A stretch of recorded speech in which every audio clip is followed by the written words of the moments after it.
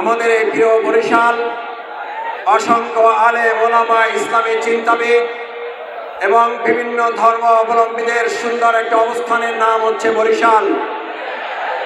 অসংখ্য আলেম ওলামাদের এই বরিশাল, অসংখ্য ইসলামী চিন্তাবিদদের এই বরিশাল, কোরআনের পাখি আল্লামা সাঈদী রাহিমাহুল্লাহর এই বরিশাল থেকেই ইসলামের বার্তা নিয়ে গোটা ৫৬,০০০ বর্গ মাইলে বাংলাদেশ জামাত ইসলামী ইসলামের সুমহান বার্তা শুধু পৌঁছে দিবে না, এখান থেকে বিজয়ের বার্তাও ঘোষণা করা হবে। ইসলামকে বাদ দিয়ে, ইসলামকে ত্যাগ করে যারা রাজনীতির আলাপ তুলেছেন, এই সমাবেশ থেকে কান খুলে শুনে রাখুন, ইতিপূর্বে যারা ইসলামকে ত্যাগ করে রাজনীতি সমালোচিত করেছিল, তারা শুধু পদত্যাগ করে নাই, তারা দেশ ত্যাগ করতেও বাধ্য হয়েছে।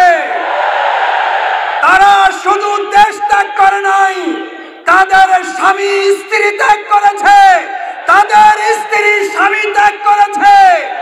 বিশ্বের আদালত থেকে তাদের পদত্যাগে বাধ্য করা হয়েছে। আজ গোটা বিশ্বে তারা পদত্যাগী একটা পরিবার হিসাবে পরিচিতি পেয়েছে।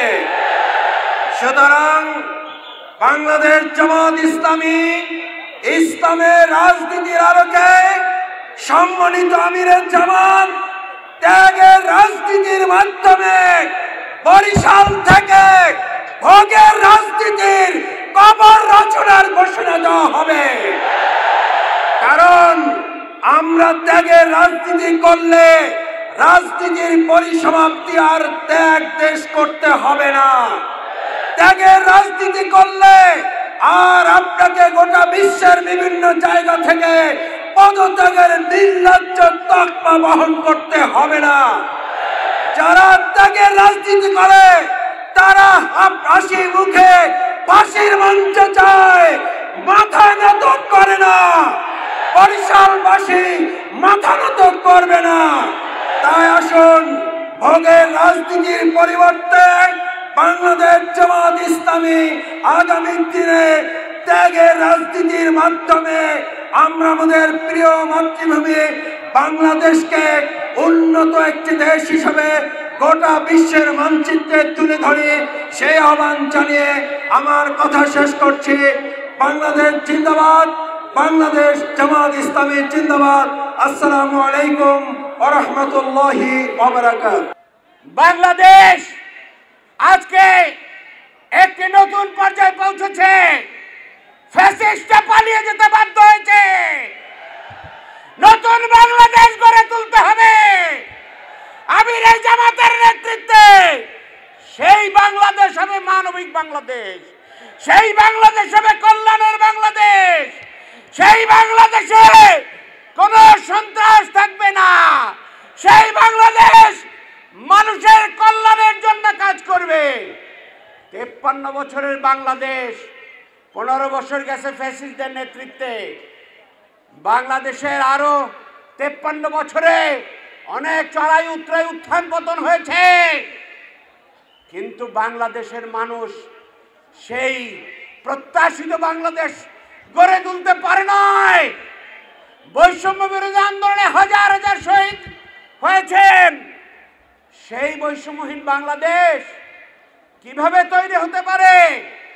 বৈষম্য রেখে বৈষম্য তো দূর করা যায় না। মদিনার সেই সমাজ, সেটাই ছিল বৈষম্যহীন সমাজ।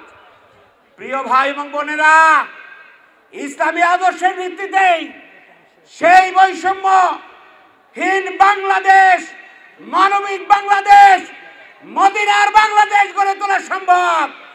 আগামী দিনে ডাক্তার শফিক সাহেব আমির জামাতের নেতৃত্বে বরিশালে আমরা বরিশাল জেলা, বরিশাল মহানগর এবং গোটা বরিশালে আমাদের কর্মী ভাই এবং বোনেরা সেই বাংলাদেশ গড়ার জন্য আমাদের জান মাল সব কিছু দেওয়া দিয়ে আমরা আগামী দিনের পরিবর্তনে ভূমিকা রাখার জন্য প্রস্তুত আছি।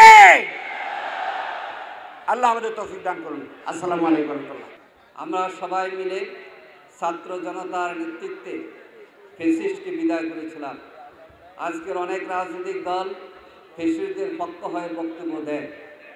আমরা মনে করি বিভেদ বিভাজন নয়, এই ফ্যাসিস্টদেরকে আর আসতে দেওয়া যাবে না। যারা বিদায় নিয়েছে এদের কবর বাংলাদেশের মাটিতে জনগণ দিয়ে দিয়েছে। এই জন্য সকল দল পথ মানুষকে ঐক্যবদ্ধ থাকতে হবে। দ্বিতীয়, এই আন্দোলনের স্লোগান ছিল উই ওয়ান্ট জাস্টিস, আমরা ন্যায় বিচার চাই।